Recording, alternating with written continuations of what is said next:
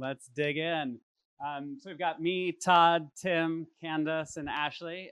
We are going to be talking about being overwhelmed by choice and how to do AI deployments better today. So none of us would be here if our AI journeys looked like that beautiful, peaceful river over there. I work at a cultivated meat company that's trying to figure out how to grow chicken cells up into meat. And my AI journey has been largely one of being overwhelmed by how quickly all these new tools come out. So a year ago today, I was presenting to our executive team, what is our AI strategy over the next year? We thought we had to make a decision about Gemini, which sucked at the time a year ago, but was, largely cheap. Or ChatGPT, we were quoted like $100,000 to bring it into our organization, which was just very heavy. Well, fast forward 6 months, Gemini's free now. It's included as part of our Google Suites. ChatGPT, we can get however we want, but we're also using Claude through APIs. And so like the entire landscape completely changed. And what I've just been overwhelmed with recently is this sense of how fast and in some ways how dangerous this landscape is for leaders that are trying to navigate it. There's a lot of credibility of mine on the line when I'm with my executive team saying, how should we deploy AI? Where should we make our bets? I'm routinely getting things wrong, and I imagine some of you are in similar boats. And it's not just our credibility. We're burning tons and tons of capital and human resources whenever we go after some of these projects. And so, being impressed with that, understanding how fast the technology's changed, the four of us wanted to come together today and give you all something really tangible that you could use going forward for all of your AI deployments to make sure that they would be, more successful. So what we'd love to start with is this QR code. If you could take out your phone, scan it, all it's going to ask for is your email and then something you're feeling overwhelmed with or an upcoming AI choice. Again, as I said, we have a framework that we'll be able to send you tomorrow. So you'll have something that you can hold on to, that you can come back to. Our goal here is to, give you real useful tools. So this isn't just a session where you come away feeling excited about the future. It's a session where you can, use this for the next 3 to 6 to 9 months and really make a difference in your organization. Give people a moment to scan and enter that. Newcomers, welcome. We're just scanning this QR code and sharing with us something that you're feeling overwhelmed by or a choice on your roadmap. Yeah, related to AI. Yes. I can't help you. We can't help you with things that aren't AI related right now.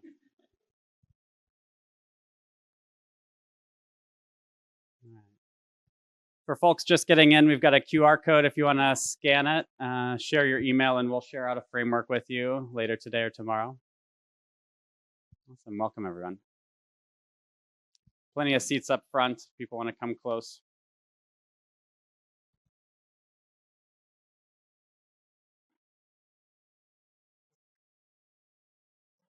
All right, so while we do that, I did want to take a minute to just let each of our wonderful panelists introduce themselves. We all come from a diverse set of backgrounds, but we're all united by this idea of helping us all do AI deployments better. Yeah, thanks. So, Tim Bowman. I am the head of market strategy at Asana. It really just means I understand the competitive landscape, all the different forces acting on our business, our customers' businesses, speak to buyers all the time, speak to analysts who have a slightly different perspective on the market that we may want to hear, and then turn all that back into feedback into our product teams and our go-to-market teams so that we're having the right messaging with the right products, supporting the right use cases. I also spent 10 years in management consulting before joining Asana and can say right off the bat that 99% of problems at work are interpersonal and more human related, and that AI is not going to solve that. But when humans are using it, it could help mitigate some of those challenges. Hi, everyone. I'm Candace. I'm a principal technical program manager at Microsoft working in AI safety and security. I spend my days looking at all of the gnarly things that can happen with AI, both planned products as well as existing ones, and really trying to minimize real world harm. So you can probably imagine I'm a lot of fun at dinner parties as people talk about all of their AI hopes and dreams, and I'm thinking about all of the attack vectors. But in true sincerity, right? I think that there is this balance that we have to find between this rapid innovation that we're seeing in AI and then also recognizing that it does introduce these additional entry points for potential attacks, for harm, for already vulnerable populations. And so that's a lot of what I spend my time doing.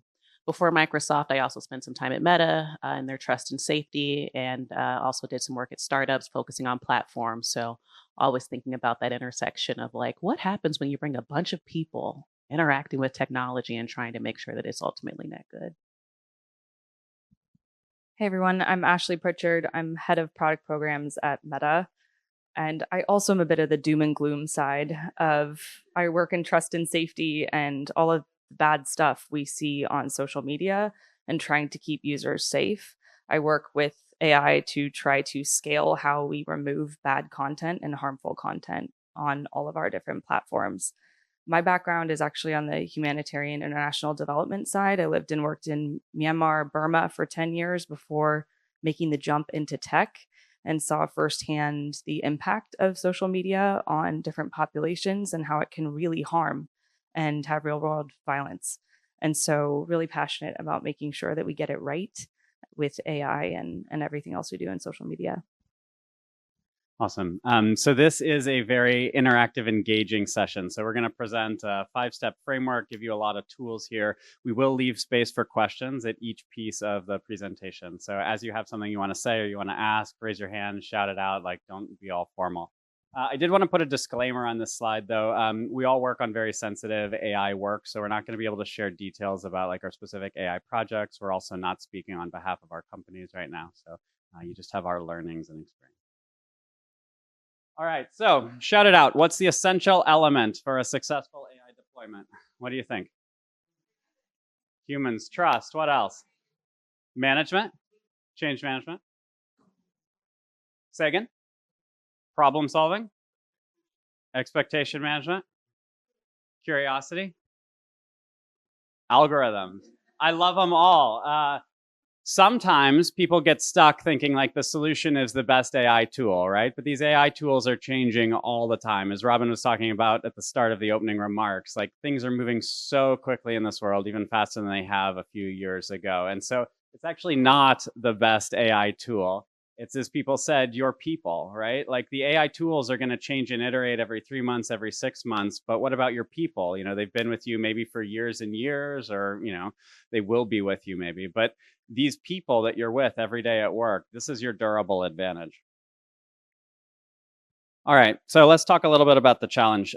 Tim, I think the audience will be super excited to know about your work at Asana. You know, what do you do there? Yeah, so I shared the market strategy component of what I do, but I also work internally to dog food our own AI products. Whether it's the AI workflows that we're building or AI, what we call AI teammates, which teammates is kind of all the rage now.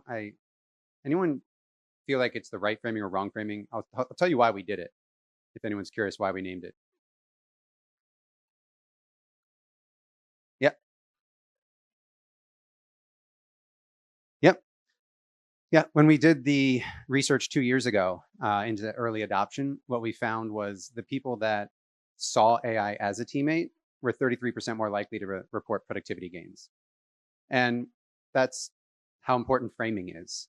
If you see something as a threat that may be taking your job, you're less likely to use it because we are people. We want to survive in our roles. And so by looking at it as a teammate or as a collaborator, you're also more than 2 times likely to have a positive experience working. And Tim, I'm going to keep stealing his mic, but someone tried to take your job, right, with AI? One of them was me. So I'll go ahead and say that one of them was me trying to take my job because I realized that was a bottleneck to access to the company. I run win-loss interviews. It's a very valuable source of information for product, for sales, for marketing. I'm just one person now. And sometimes bottlenecks are job security. I don't look at it that way. So I just created a teammate trained on all those interviews to remove that bottleneck. So I was removing myself from that job so I could do other work. And I've gotten really good feedback on it. Don't just trust it. Make sure you're monitoring the quality of it. But there was another one. I won't point out anybody who did this because there are some Asanas in the room here with me. But one person decided to create a competitive agent that would go across all of our competitors' websites and created a newsletter. And then they just sent the newsletter out. And our CMO was on there, our leadership team was on there, it was driving all this dialogue and interaction, but most of it was wrong. And it was because this person didn't have the human in the loop, which was me. I've been in that role for 5 years, tried to build a trusted brand that if I'm sending something out to the company, you can trust it. Because I can be a little bit provocative in my framing, but I want to make sure I'm giving everybody the right oxygen they need to do their jobs better. And so I just went to this person. I didn't say, why are you trying to steal my job? I approached it positively and said, I love the creativity and how you're trying to provide this information to the company. Can I please be a reviewer on this newsletter moving forward? And she said, of course. Sorry for sending it out. I didn't realize you already sent this out. So again, approaching it positively, going to the person, understanding why they're doing it, and then just asking to be that human in the loop, which is a theme I'll come back to later, because that pretty much is the key to successful deployment of AI is who's the human, where in the loop, and why are you putting them there? But that's how I took my own job and how somebody else creatively tried to take it. But I'm always trying to work myself out of a job, so I don't always mind it. I want to do new things. And Tim, I'm fascinated because, I harbor a little bit of fear on like, will I be relevant? Will people like take away my job? And I'm sure everyone in this room probably has some nugget of that somewhere. Tell me a little bit about your engagement with that. Like how does that happen in your mind? I think it only happens if you stop learning. If you realize that you're a title, it's going to change. I actually think the biggest change coming from what our research shows is that it's the org chart itself that's going to be changing. Your areas of responsibilities, it's going to be more dynamic work. And so if you associate your identity with your title and your job description, it's probably going to take your job. Just lay it out there. It's going to happen. So you just need to stay a step ahead because large language models are trained on the past. They're not really good at projecting the future. That's human discernment. That's human creativity and how we use those tools. And so again, view it as a teammate, view it as a collaborator, as opposed to a threat. Because if you view it as a threat, it probably will be to your job. And so always stay a step ahead. I think I'm preaching to the choir here, though. You're all here staying a step ahead of it. So to take that message back to your colleagues, coworkers, other people, that ultimately the only one that's going to take your job is someone who knows how to use AI better than you do. So Candace, this sort of brings us to that elephant in the room that we really wanted to dig into before we lay out a framework for how to have successful AI deployments. But we thought it'd be really good to just ground in some of that, sense that we have. What are your thoughts? No, absolutely. I mean, I think Tim hit a lot of it, right? That there is a lot of fear. There is a lot of anxiety around AI. And I would say that it's warranted. The way that we do work is changing. The types of skill sets that we are looking for changing. The amount of information that we have access to is changing. The rate at which we are expected to act and react is speeding up, right? And so I think someone said change management out there earlier, right? Change management is key because there is a lot of real fear around how AI is going to change the way that we work.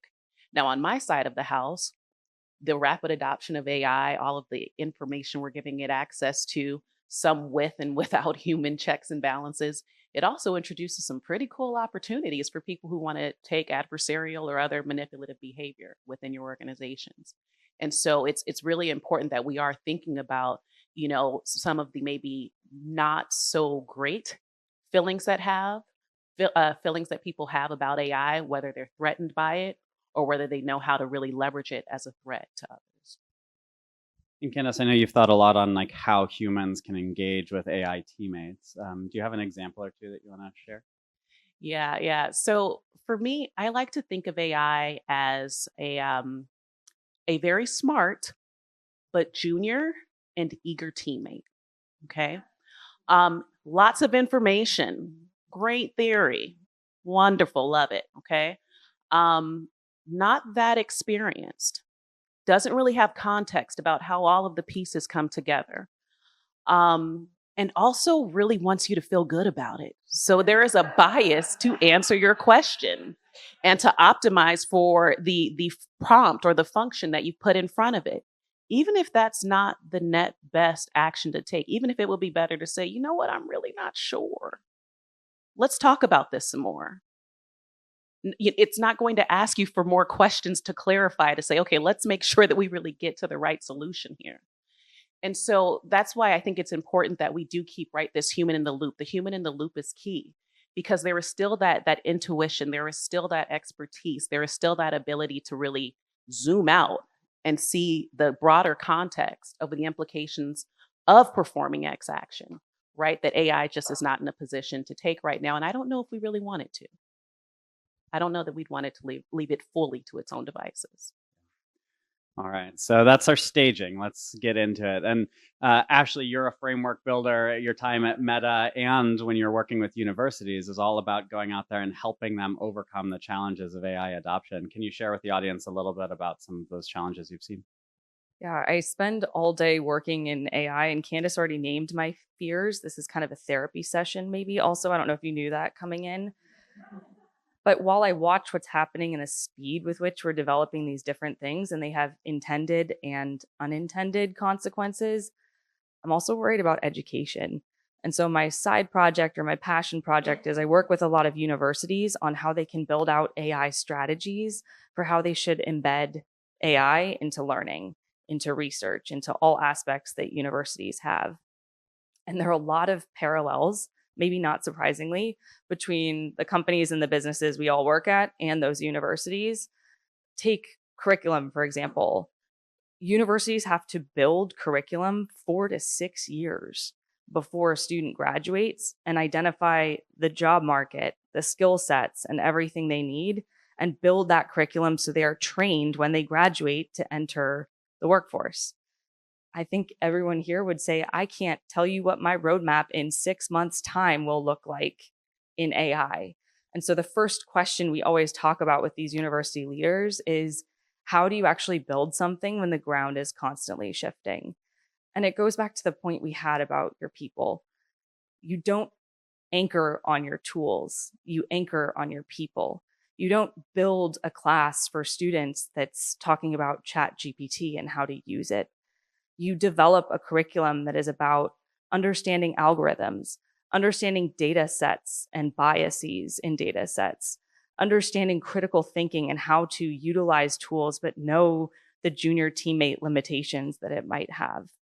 And so as we think about what that looks like in our companies and as we deploy, really being mindful that our investment is in our people. And so we need to take the time to train, build, be transparent, and also be honest about what we know and what we don't know. If I were to put something out there that probably isn't that surprising, I think we are overestimating what we can do with AI in the 1 to 2 years, but we are heavily underestimating what it's going to look like in 10 years. And so with that, how do you build for something that is constantly changing? You invest in your people and their training. Yeah, actually, we have a new report coming out from the Asana Work Innovation Lab that found that 2/3 of companies think their people are lacking these AI skills, but only 19% of them have programs to teach these skills. There's a fundamental disconnect that's happening there, and it's falling back on the individual to learn on their own.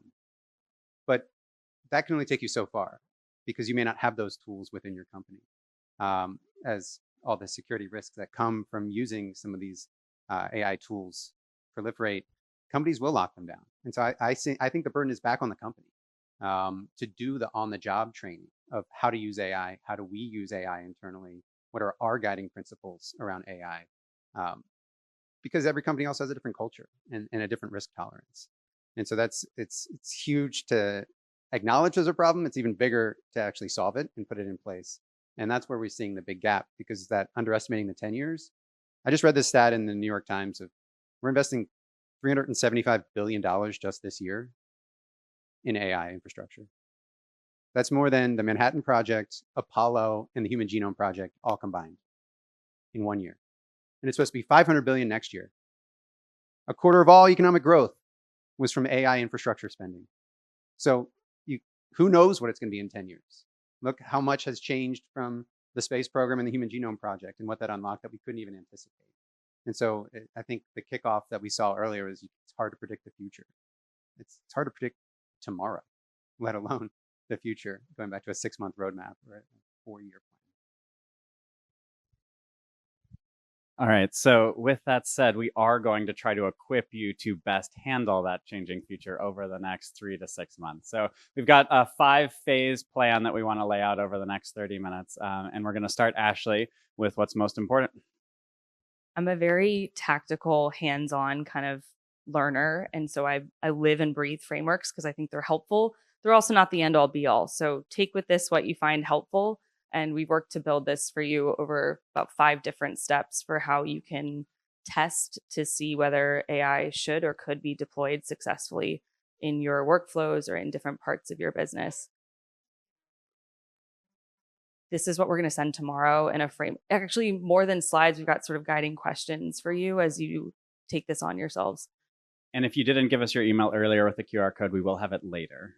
So any emails we get, well, that's what we'll be sending out to.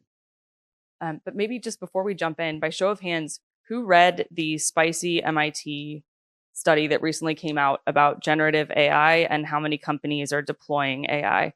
Seeing some hands. Does anyone remember the statistic of how many failed? Yeah, upwards of 95% failed in deploying AI. And so the reason we are bringing together all of our minds and trying to provide something that is really hands-on and tactical is to make sure we all don't make the same mistakes that a lot of those companies were outlined in that report for doing. 95% times 250 billion is a lot of wasted billions. That's right. A lot of wasted and human capacity, right? So the first step here is making sure that your AI tool that you're trying to deploy is really aligned to a critical business objective. That sounds really simple in practice, but it's actually kind of hard to do. An example of this is if you are trying to automate the portions of your workflow that are really repetitive and basic, that's great. But you need to actually align it to a business objective. Are you trying to reduce cost? That is a business objective. Then you would be measuring your success based on hours saved or years saved or money saved. A bad example of this is I need to deploy AI because it's going to make us faster. That is not aligned to a business objective. And yet everyone here is smiling because we've all heard it before in a lot of different places. The second main point here is you need to align that AI tool or workflow with a company priority. This could be different, right? It could be efficiency for a company. It could be risk mitigation. It could be cost as well. A good example of this is General Mills was looking to understand how they could better drive efficiencies in their business because they had a lot of warehouses and some of their product was spoiling because it was sitting in warehouses rather than being put out on shelves. They used AI to optimize their logistics and get more in demand. Again, they aligned to the company goal of efficiency. And that's how they were able to be successful in deploying AI in that workflow. A bad example of this is, we really need to do this because it seems important for the company and it'll help us with our brand. That's not enough to actually drive your company strategy or your company objective. The third one here is one I know everyone here is really passionate about, which is we have to reimagine how work is getting done. And we've got this tacky visual that actually we stole it from a co-founder of Tesla who talks about you can't iterate or incrementally gain on a bicycle and suddenly end up with an electric car. You just can't incrementally increase until you get a car, right? Sometimes you need to take a step back and reimagine what work looks like. And Tim has said this before we were sort of talking about this conference, but you talk about how work is broken. Do you want to talk a second about that? Yeah. So how many, actually, I should have asked this in the beginning, is familiar with Asana? Oh, wow. That's incredible. Yeah. Great job, marketing and product. We're a work management platform that is trying to help companies get more efficient and productive. And all of our research shows that the problem is work itself is what's broken.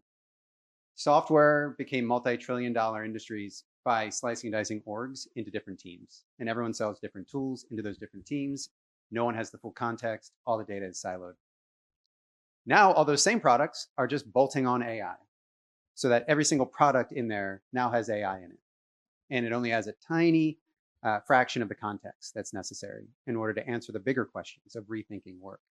And ultimately, that is why Asana was born, was to unify all these teams on a single platform. And that's where we've learned through doing these pilot programs and doing our research that simply bolting AI on is a great way to spend money and have failed pilots. It's ultimately rethinking how work gets done. And in that report I mentioned earlier, that's going to be coming out, we have identified this maturity model for AI companies. And the highest maturity are called AI scalers. And it's a decent chunk of companies now. It's about 30% that we consider AI scalers. And the defining characteristic of what makes them AI scalers is they reimagined how work got done. I think the examples you gave are amazing first steps in pilots because they're quantifiable, they're aligned to a business objective, and it can rally the troops and get people moving on AI. But to go to that next level, it's how do we rethink how work gets done across the entire company? I alluded to earlier the org chart being a bit of the problem because it creates silos, it creates microcultures. And ultimately, to rethink work, it's the work that spans those boundaries. And so just like you're not going to go from a bike to a car, you're not just going to transform marketing and suddenly your entire go-to-market engine is going to be much more efficient, or you're going to be identifying new opportunities to go into.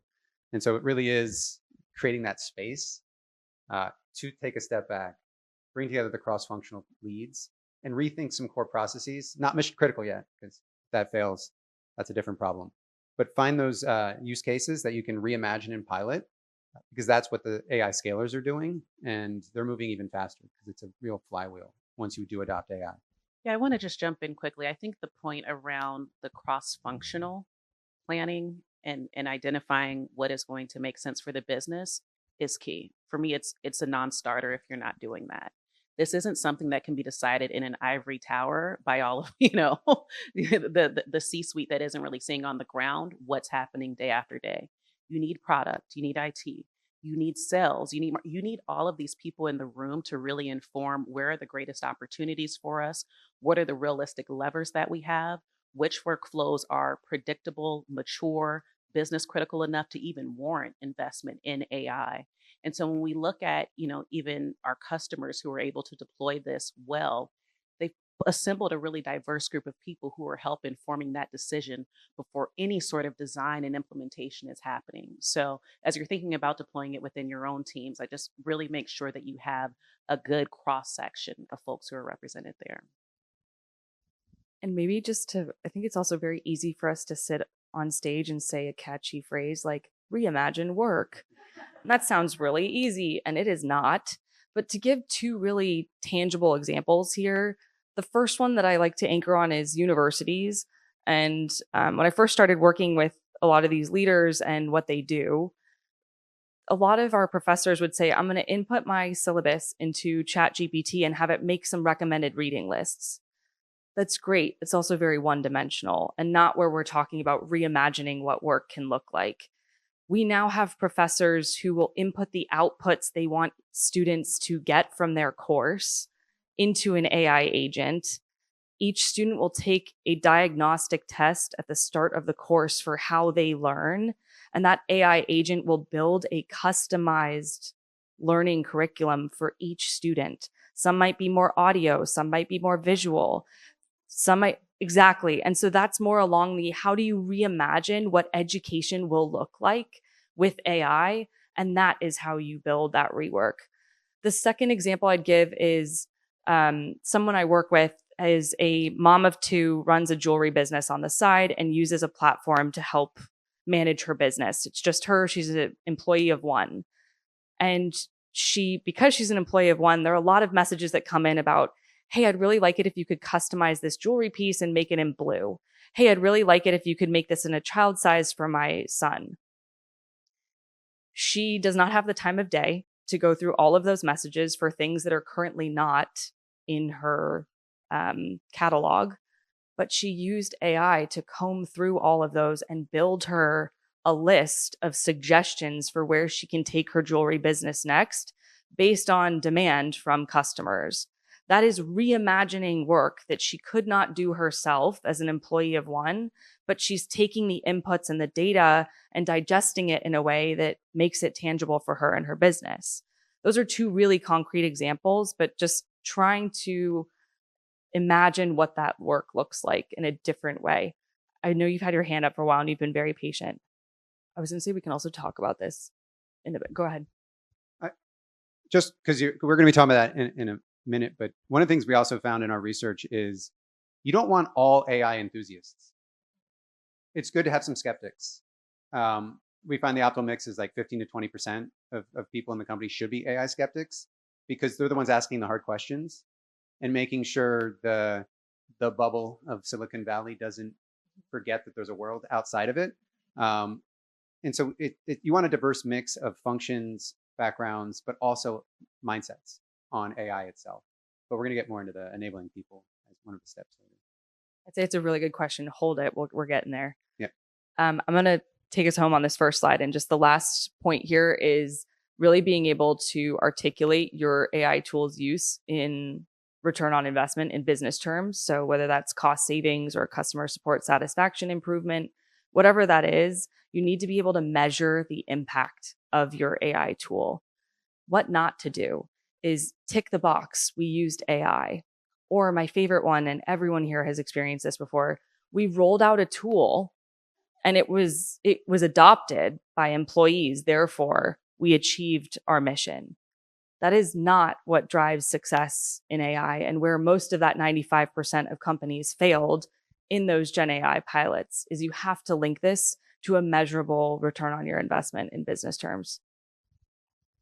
And so let's keep us moving on to phase B, and it's really starting with the data. So Ashley and Candace, I'd love some of your thoughts on these first principles to how to assess fit for AI. Yeah. So, a lot of it is about how much do you know now, right? Like, do you actually understand the rhythms of business for your business, right? What are those core workflows? To Ashley's earlier point, how does that tie to specific business objectives and outcomes? The better you understand the way that your business works, the more strategically you can deploy AI for those areas where there's the greatest opportunity. So a lot of that is also about, so where's the opportunity, right? What problem? I don't always like to say problem, but what opportunity exists for AI to add value? I will totally note that companies have different technical appetites. And so you will, likely face that decision. Are we building? Are we buying? Like, what is this going to look like for us, right? But that's really what's happening in that second stage is once you understand what you were trying to optimize for and how it might be integrated, making that decision about, is this an in-house thing for us? Do we have proprietary data? Are we going to rely on external data? If you're relying on external data, make sure you know what's in that data. But those are the types of decisions that you'll need to consider. Candace, on that note on build or buy, Ashley, I remember you had some really interesting thoughts on like who's going to get smarter or improve the most based on the data they have access to. Oh yeah, Ashley. I would say Candace said this, but it's all about the data, right? And so data and data governance is how I'd summarize that. We talk a lot about garbage in is garbage out. If you do not have high quality data that you are training your AI models with, you're not going to have a good AI model. If you do not own the data that you are using and something changes, you're shit out of luck. If you do not have the maintenance of your data, how often are you updating it? Who is in charge of that and how is it running? That also means it's very difficult for you to have an AI tool that will continue to be adding value to you and your business in future. And so I think what Candace said really sums it up in that it's a lot about data. It's a lot about the security. Of course, there are regulations in different spaces as well, but really around data and data governance. And do you have the infrastructure to build that yourself and maintain it yourself versus buying it from someone else? I equate it to like ChatGPT, right? I cannot compete with the amount of inputs that ChatGPT has training its model every day because it's free and there are millions of people using it. If I want something that's rather basic, generic, I'm not going to be able to build something that has a stronger data set because I don't have that kind of volume. But if I want something very specialized that might have proprietary information, like Candace said, that's where I start to think around building it myself. And Tim, if we're looking at point 7 here, human in the loop, you'd had this really fun chef visual from earlier in the presentation. I'd love to hear more about human in the loop. Yeah. So the chef analogy is AI serves you up the ingredients, but should not be cooking the meal for you. You're the chef. You have the discernment and expertise, and the risk tolerance. AI doesn't really have risk tolerance. It hallucinates all the time, and so the idea of where do you want to put the human in the loop? Is it the beginning? Is it the end? Is it the middle? And who is the human? The person who invoked it, the resident expert, someone in governance and security who needs to make sure. And so a helpful framework was when BI platforms were proliferating, companies needed to develop new governance models on data itself, high business impacting, medium business impacting, low business impacting data. We see a similar thing happening with workflows in AI. What is the risk of being wrong? Going back to the chef analogy, is it going to poison somebody and they're going to die if they eat it? Maybe you need more humans in the loop there. If the risk is legal, if it's reputational risk, that's a different risk tolerance to take on. You may use the wrong words on an ad, for example. That's a low cost of being wrong. And so that's a useful framework if you're trying to find these workflows, is ask yourself, what is the risk of it being wrong? Who knows if it's right or wrong? And where do you put them in the process to evaluate it? Because we find trust in AI goes up 70% when there is a human in the loop. We are social beings. We have trust between us that is built over time, and that trust carries on into the AI tool itself once you put that person in the loop accountable for it. Ashley, anything else you wanted to share on the slide before we move into phase C? I guess the only other one in keeping my doom and gloom hat on from the trust and safety side, ethics and responsible usage of AI and in your data sets. And so questions I always ask are, is this data set representing the customer and user that we are trying to target? Is this a representative data set that we can use? There, again, bias in equals bias out. I'm sure everyone here has heard of the recent Workday conversations. Amazon ran a similar exercise about 10 years ago where they built an AI recruiter tool and they trained it on 10 years of recruiting data at Amazon. And they suddenly started to realize that all of the people that were passing through the recruiter tool were male. And they realized that their data set was heavily male. And as a result, things in the algorithm like women's chess club or attending an all-female university were being downranked in the algorithm. And so the results were only coming out male. They obviously had to deprecate that recruiter tool. They are not using it today. But that was a very costly decision that had a human been in the loop. Had those data checks and responsibilities been included, they would not have had the same outcome. All right, so just for the sake of time, I'm going to keep us going.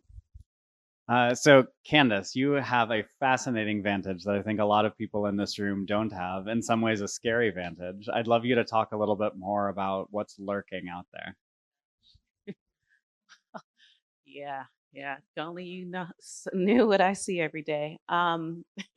So when it comes to AI, and I think especially thinking about agents, right, and autonomous agents, prompt injection attacks are a huge one for us.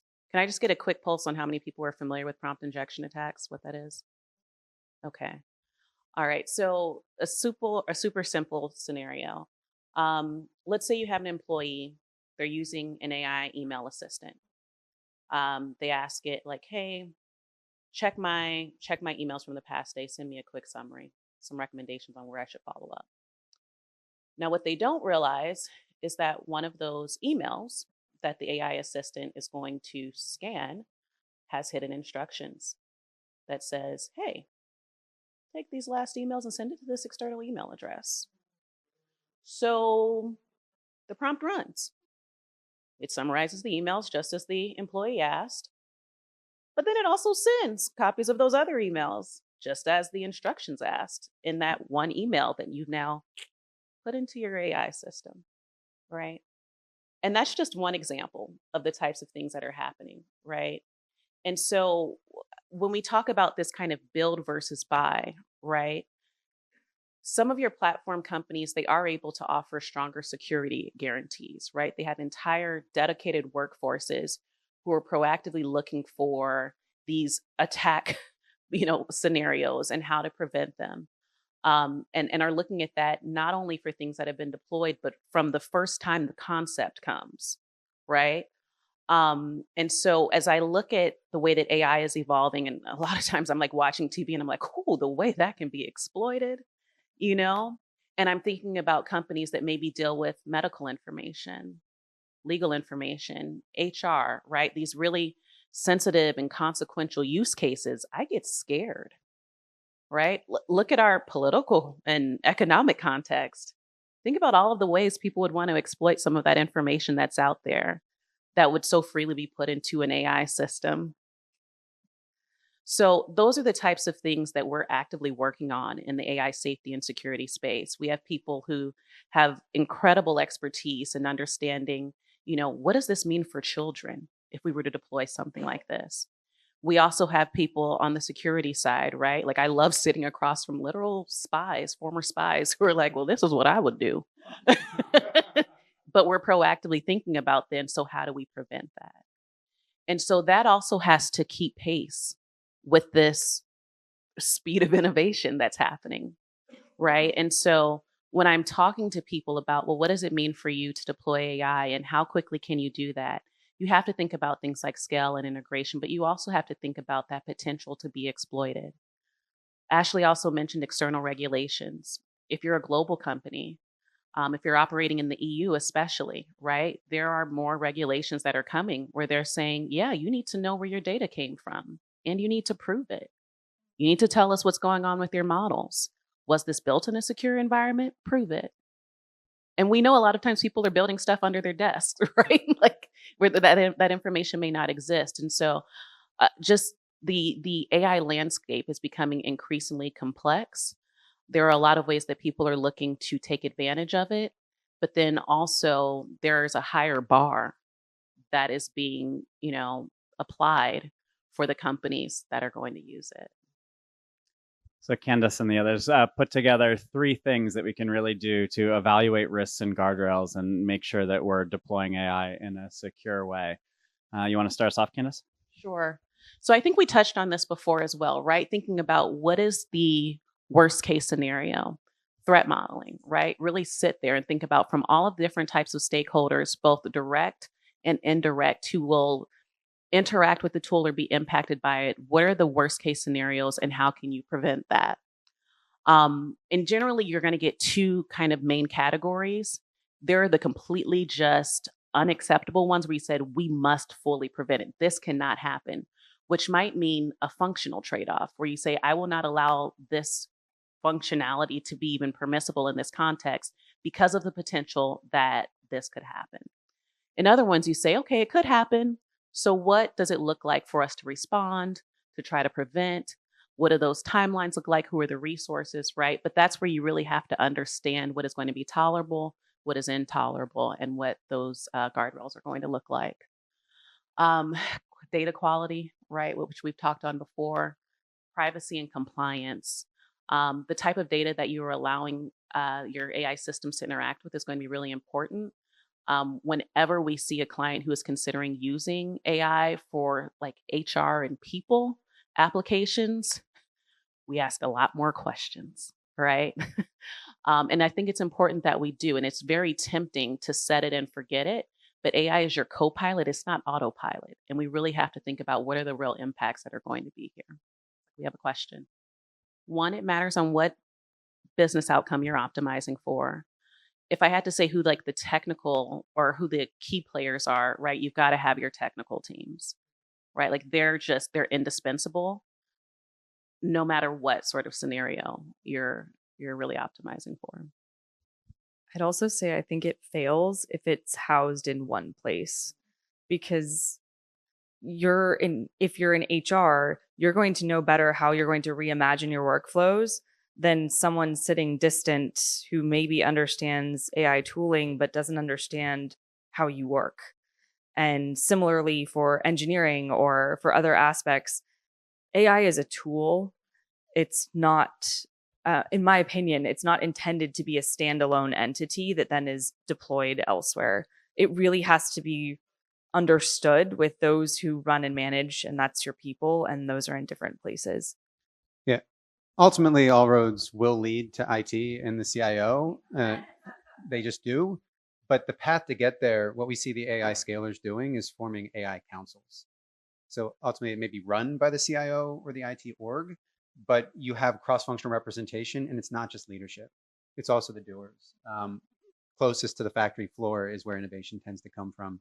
And so you want that mix of levels, departments, but also it's going to be owned by the CIO. That's where the budget will ultimately sit in the long run.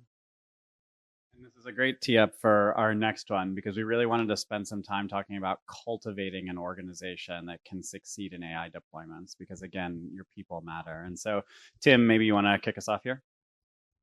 Yeah, so this, I alluded to it earlier about the lack of investment in people in companies, where I'll use Asana as an example because I think we've done a really good job of it. It's a mixture of learning and development programs that you host within the company, bringing in external speakers or internal leaders who have done it well, giving people funds. So they gave us funds to subscribe to AI tools. That has evolved as we've become more mature. Now we have official AI tools within the company, but you want to create a culture of experimentation. But the risk, and this is, I think, my turn to be doom and gloomy.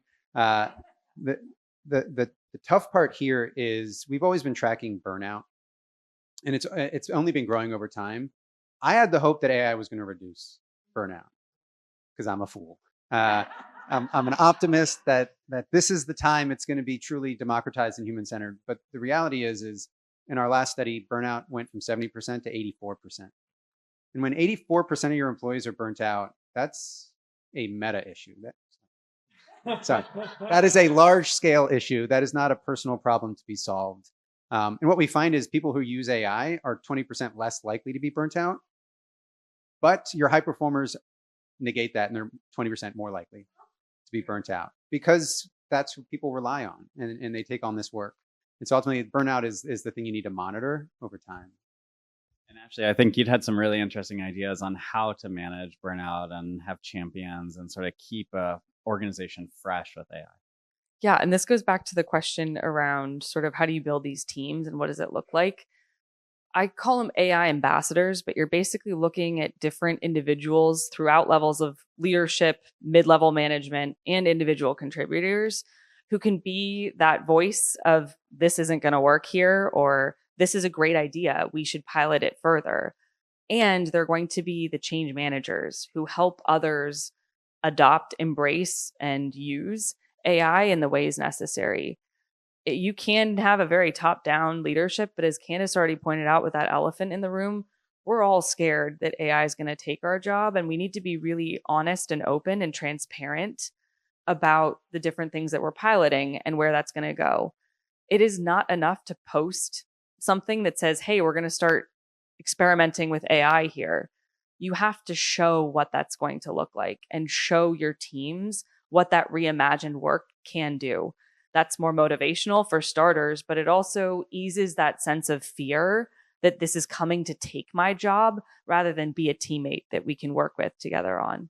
I'm glad you said that, actually, because like one of my experiences was a number of us that were more optimists in the company were surprised at how hard it was for our employees to embrace AI. And when we dug into it, they were like, I'm afraid. And they didn't have any examples of where it would help them. And so to your point, creating some of that light on things that actually worked and giving them a way of like, oh, okay, this is what that looks like. And we started with the concept in our opening about this is the way it's been done. And so this is how work needs to continue. You can't just say we're going to add AI and suddenly people understand what that means, because you're talking about reimagining what our workflows look like. If you want to encourage that kind of innovation, you have to actually show what that work can look like. And just one other stat, because this blew me away too, of why people aren't adopting it. Just curious, what percentage of people do you think would consider themselves a fraud by using AI at work? That's very specific.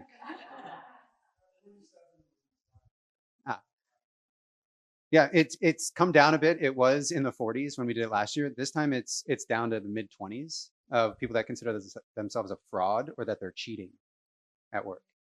And if you don't understand the psychological barriers to adopting it, you're never going to help overcome that. And so it's helping people realize that I was a math major. I use a calculator. That doesn't make me a fraud.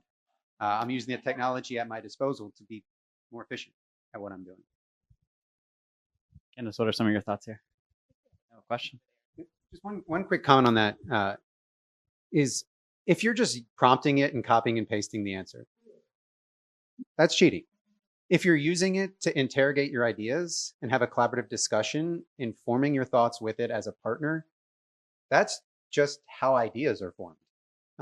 And so it's all how you use it, but it's very enticing.